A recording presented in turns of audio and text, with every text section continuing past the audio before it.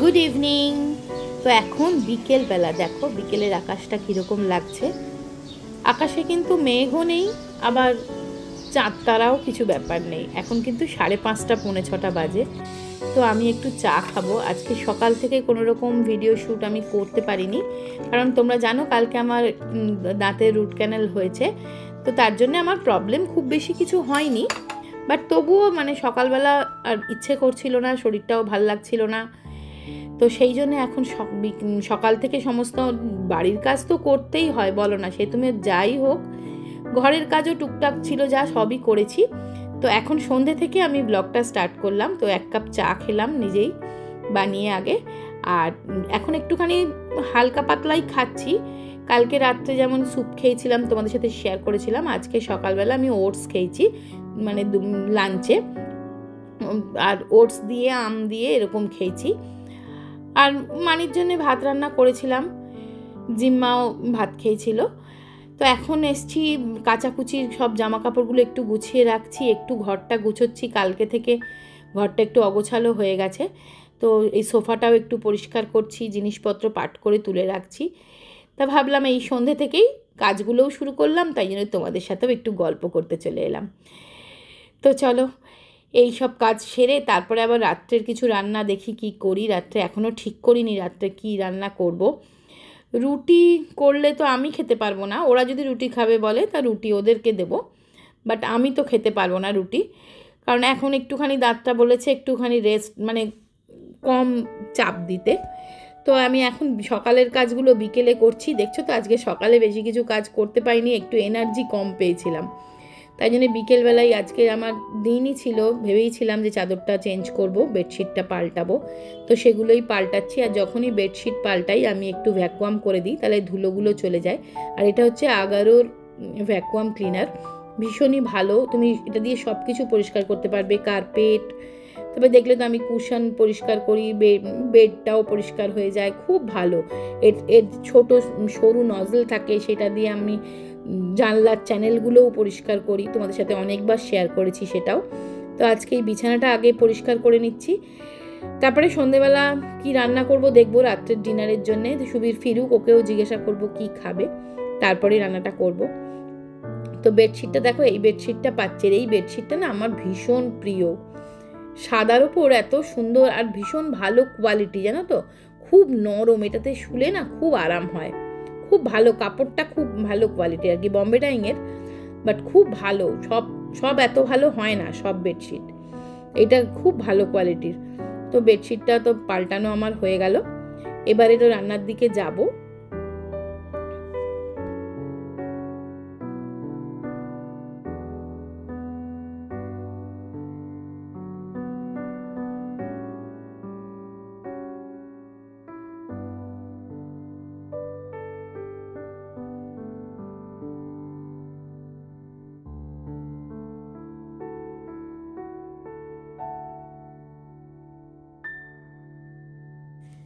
জিম্মার একটু প্রজেক্টের জন্য আমাকে ডাকছিল, ওকে একটু হেল্প করে দিচ্ছি দেখো প্রজেক্টগুলো করাতে।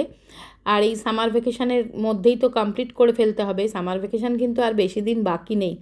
আমি তাই বলছি, এখন একটা যেমন আমার চিন্তা কম আছে, সেটা হচ্ছে কি টিফিন দেবো। এটা তো একটা বড় চিন্তা, বলো তো।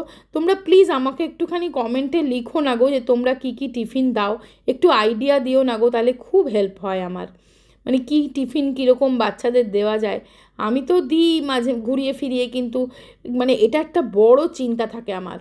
মানে বিকেল হলেই আমার চিন্তা লেগে যায় যে কালকে আমি কি টিফিন দেবো, সেটা আগের দিন থেকে ব্যবস্থা করে রাখতে হবে। সেই চিন্তাটা এখন নেই, যেহেতু এখন গরমের ছুটি চলছে। তো আমি একটু প্রজেক্টের কাজে হেল্প করে দিচ্ছি ওকে। বললো মা একটু এই কাটিংগুলো করে দাও, মানে ও ঠিক সাজাতে পারছিল না ব্যাপারটা, তো সেগুলোই করছি। আর এই প্রজেক্টগুলো সব কমপ্লিট করে রাখতে হবে সামার ভ্যাকেশনের আগেই।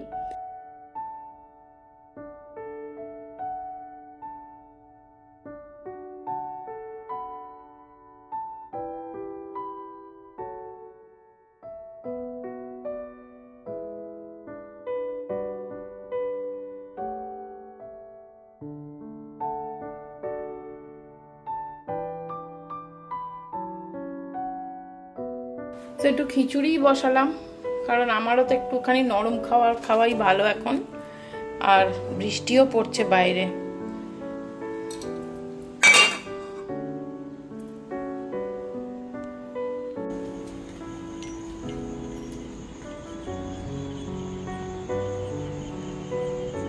বৃষ্টি পড়ছিল, এখন একটু কমে গেছে।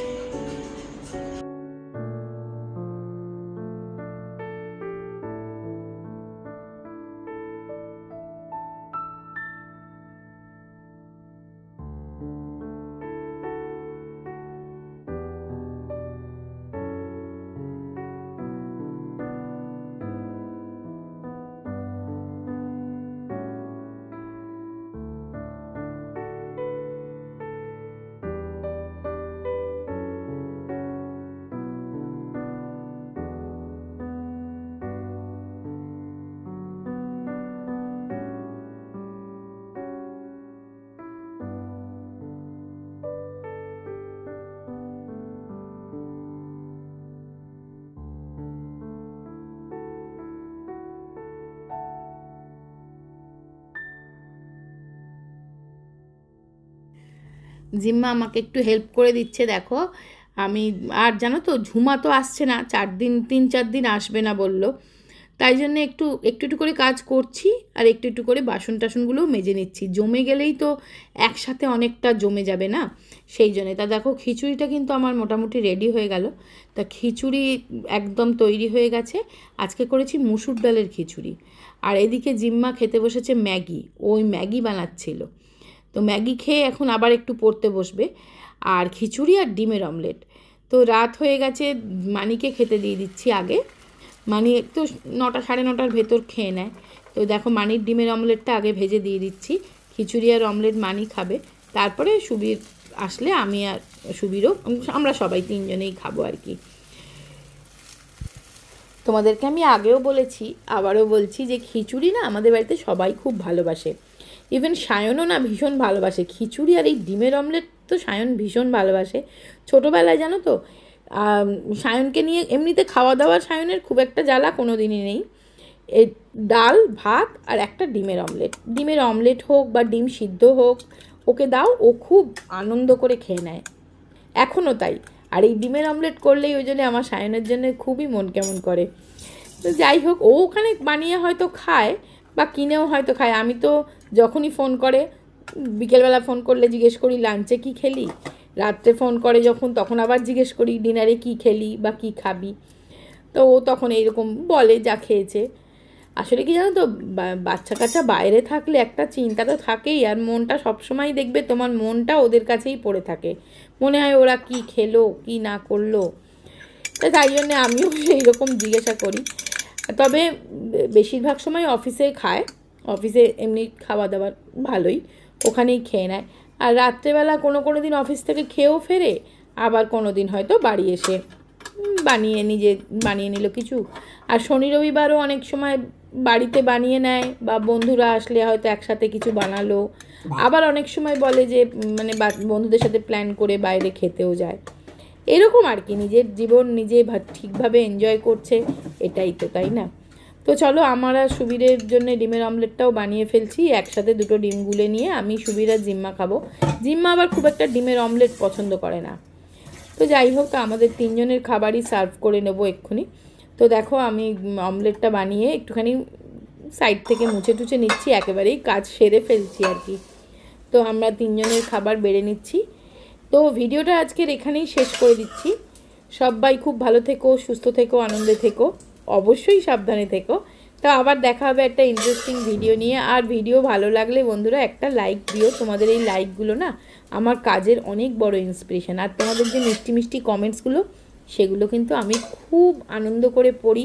সত্যি বলছি, সারাদিনের মধ্যে ওই একটা আমার অনেক বড় পাওয়া, যে তোমাদের ওই ছোট্ট ছোট্ট মিষ্টি মিষ্টি কমেন্টসগুলো। তো সেগুলো কিন্তু করো। টাটা।